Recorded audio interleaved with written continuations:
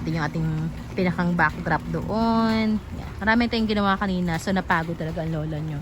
So ayan na. Wala mo na tayong vlog for today. Kasi nga aside from maulan, ngayon ko lang talaga siya natapos ng bongga. Kahapon kasi hindi. So okay na. Excited na ako mag vlog. Kasi bago ng area natin pag-vlogan. Bongga. So ayan. Sana okay kayo sa mga oras na to. Sa mga lugar na sinasalanta ng bagyo. Keep safe.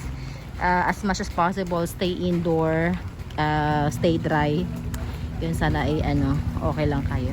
So yun lamang, thank you so much. Bukas tayo mag-vlog sana ay ng ating current na itsura nating garden.